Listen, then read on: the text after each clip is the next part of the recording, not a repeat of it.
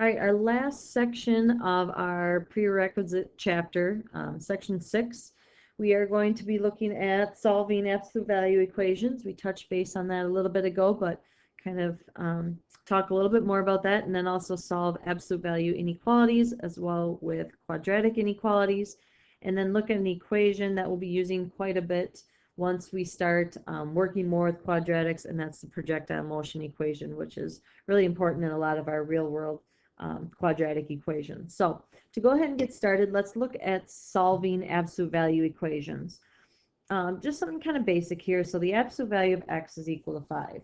If you're trying to think about what two numbers or what values can you take the absolute value of to get 5, hopefully you are telling yourself that the answers are x is equal to positive 5 or x can equal negative 5. We have two possible answers with absolute value. And, when you think about this too, that's, if I looked at these two graphs, the absolute value of x and the absolute value of 5, I'm going to see 2 points of intersection there. If I look at this one here, now inside the absolute value, I have 2x minus 1. Well, what's inside this absolute value here has two options. It can either equal a positive 5, because the absolute value of 5 is 5, or what's inside here can also equal negative 5. Since absolute value of negative 5 is also 5. So this is setting up two equations for us. So 2x minus 1 equals positive 5, or 2x minus 1 is going to equal a negative 5. And by setting up the two equations, it's allowing us to easily solve this. So 2x equals 6, leaving us with x is equal to 3.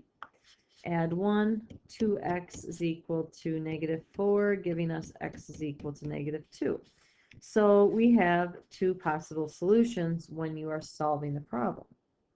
Well, now we're going to turn this over to what about inequalities? And I have the absolute value of x is less than 5. Well, here, since absolute value is the distance away from 0, I want to be less than 5 units away from 0. So where is that? I know that when x equals 5, x equals 5, x equals negative 5 if it were an equation, but now that it's a inequality, what's happening? So if I were to go ahead and say that, well, let's go ahead and look at 5. So if I take a look at where 5 is on the number line here, and I take the absolute value of 5, is that less than 5? Which, no, it's not. It equals 5. So that doesn't work. Well, let's try something else. Absolute value of 4. Is that less than 5? Well, that works out. Okay, what about the absolute value of 3? Is that less than 5? And that one works out. So they continue to work out. Absolute value of 2, I could do all the decimals too, but just absolute value of 1 is less than 5. Absolute value of 0 is less than 5.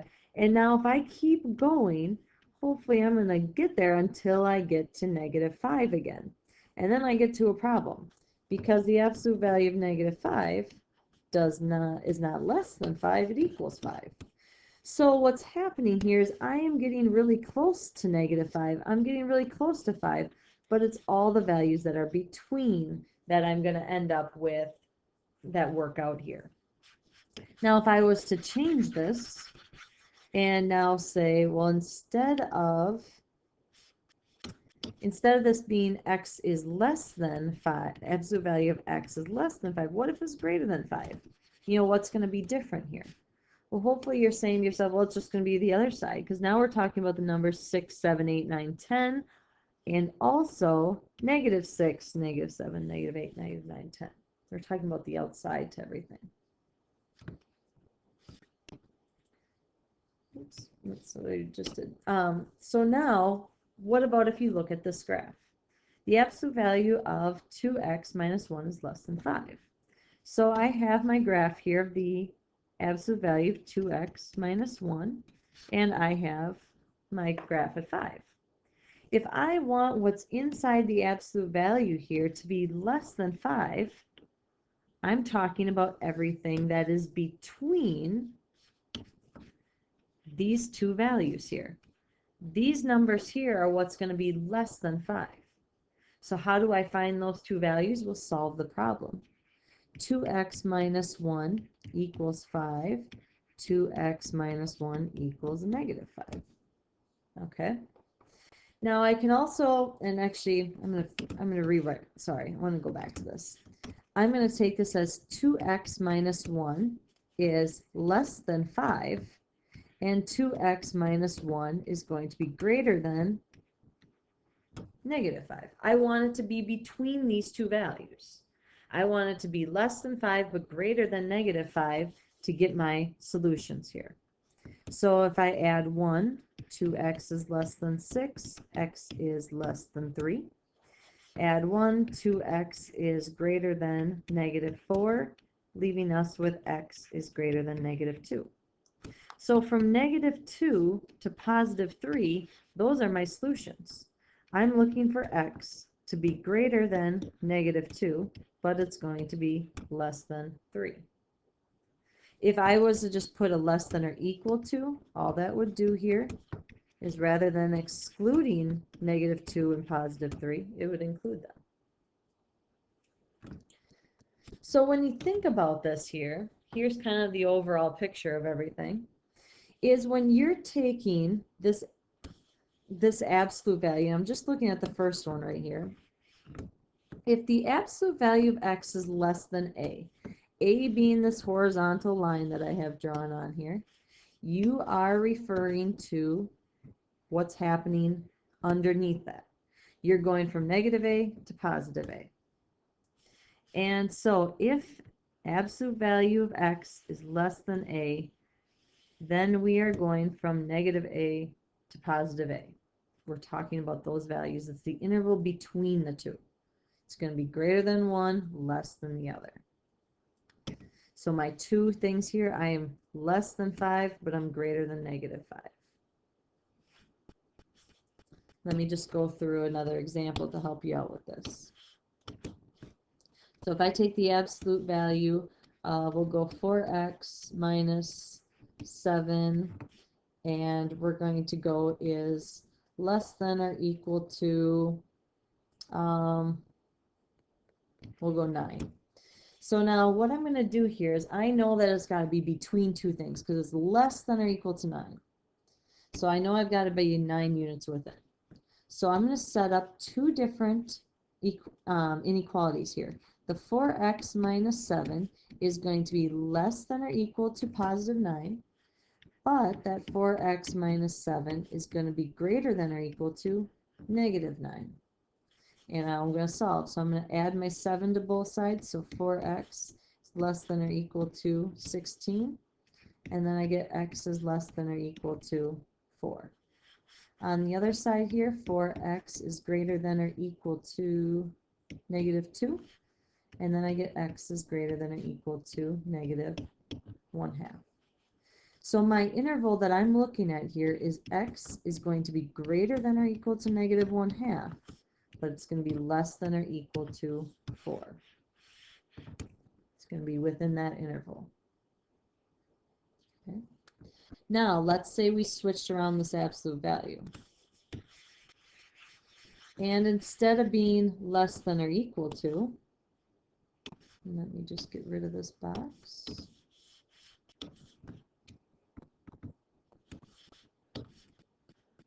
Okay, so instead of being less than, let's make it greater than. What's going to happen now? Well, if we want to be greater than 5, now we're not going to be looking in below that horizontal line. We're going to look above it. So this time now we're going to set this up slightly different here because 2x minus 1 needs to be greater than 5, or 2x minus 1 needs to be less than negative 5. Why less than negative 5? Because that's what's happening over here. From this point on, I'm looking at small numbers, and I'm looking at very small numbers, so I want to be less than that negative 5. So if I add 1, 2x is greater than 6. So we're talking about x is greater than 3. Add 1, 2x is less than 4. Here x is less than 2. Now this we're not talking about between two values. We're saying that x has to be less than 2 or x is greater than 3. With the last one, we were talking about an in between. Okay, we had the left and the right bound to it. Now we're talking about going beyond this. Okay, it's going to go much further beyond positive 3 or much lower than, sorry, well, I think this is supposed to be negative 4 right here. So this is a negative 2. So much lower than negative 2 for our values. And that takes us to the second part here, which is saying that if you have the absolute value of x, which is greater than a, okay, you're now talking about the upper part here, above where that horizontal line is. So x is going to be less than negative a, and it's going to be greater than a. I know that this math, kind of writing it out this way, might be a little confusing, but, you know, ask questions on it. And that just takes some time. But here you have x is greater than a and x is less than negative a, and that's setting up our two problems. Now, if you have any questions on the absolute value of inequalities, make sure you write them down so that I can address them in class. But I want to go ahead and talk about then what happens with solving quadratic inequalities. Now, this might help a little bit too if you're having a little bit of confusion of what we just did. So quadratics, we know how to solve quadratics, factoring, quadratic formula, you know, however you want to do this, graphing. But now if you're working with inequalities. So here I have x squared minus x minus 12 is greater than 0. I graphed it out on the right. Well, if I'm saying that I want this to be greater than or equal to 0, I'm not saying equal or greater than 0. I'm not saying equal, that would be the x-intercepts. I want to be greater than. So what I'm looking for here is I'm looking for these two ends of it, both this right side and the left side. So now, how am I going to get to this point is if we can go ahead and find out what our x-intercepts are first. By solving this, I can then figure out what my solutions are going to be. Because if I treat this here as my two x values, I'm going to call this x1 and call this x2. My solution here is going to be x, which is my overall here, has to be greater than x2. Over here, x has to be less than x1. So I'm going to go ahead and solve this. And I'm going to solve it just as an equation. I'm going to factor it out. What two numbers can I multiply together to get negative 12 and add together to get negative 1? So I'm going to go with x minus 4 and x plus 3. And once I solve this out, I get x minus 4 equals 0 and x plus 3 equals 0. So x is going to equal 4 and x is going to equal negative 3. Well, now when I look at my graph, it's not the zeros that I'm looking for. I'm looking for the interval. And so here, I want to be negative 3 is going to point at this point. 4 is going to point over here. So I'm talking about the values of x that are going to be less than negative 3, or the values of x that are going to be greater than positive 4. If I had this inequality switched around, so it was less than, well then I would have x is less than 4, but is greater than negative 3. Because then you would be looking at trying to find what's beyond here, what's the interval between those. Okay. Another example to kind of look at here, different ways of looking at it. You know, you could set it up this way. What I did here is just on my calculator, I did my two equations. So in y1, I did 2x squared plus 3x, and the other one I did 20. If I was to look at the graph here, if I want to be less than 20, I would want to be down here below. So I need to figure out what the in-between interval is, and I'd have to figure out what those intersection points are. Now the problem is that when you do that, you can't solve it. You have to have quadratics, especially if you have an x with it, you have to have it equal to 0. So I'm going to do 2x squared plus 3x minus 20 is less than or equal to 0. And now I can go ahead and solve this. I'm going to take my first and my last terms. This is just how I like to factor out. So that multiplied together gives me negative 40. Now I have to come up with two factors that are going to multiply together to get negative 40 and add together to get positive 3. So working there would be 8 and negative 5. And now I'm going to take my 2x and 2x, divide by 8, and divide by negative 5. And here I'm going to get this simplified to 1/4, so x over 4, 2x minus 5. So x plus 4, oops, x plus 4 is one factor, and 2x minus 5 is the other factor. Set those equal to 0. X plus 4 equals 0. 2x minus 5 equals 0. Here I'm going to get x is equal to negative 4, and x is equal to 5/2. Because I'm looking at it being less than 0 that I have right here, what I need to do here is look at the interval between those two values. So between these, I'm saying that x is going to be greater than or equal to negative 4 and less than or equal to positive 5/2. If I was to put this problem into my calculator, I'm just going to erase y2 and take it up to the top and then put minus 20.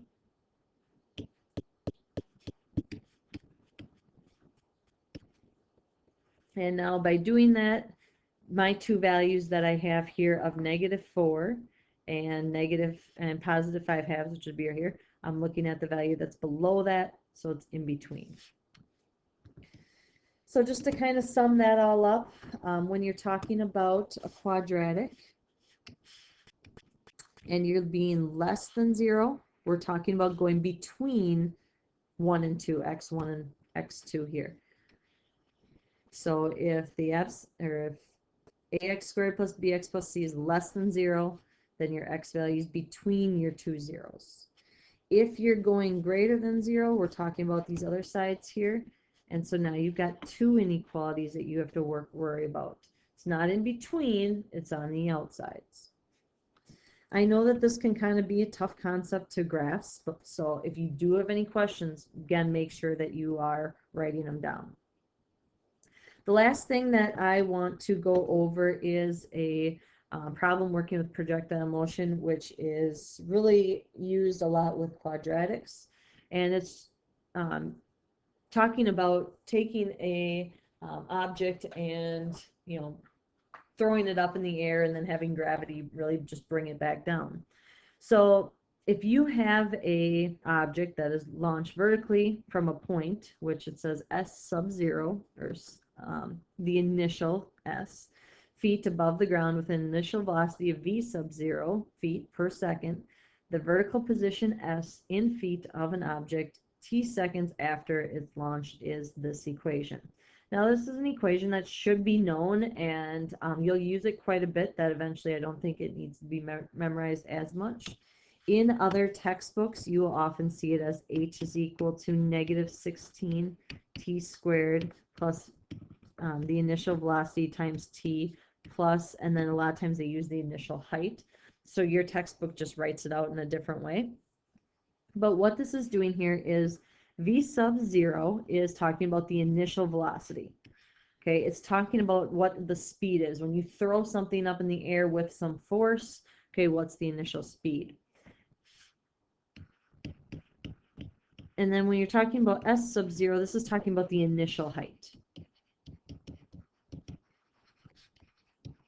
So where is something starting from? Are you starting by throwing an object 10 feet above the ground, or are you starting on the ground?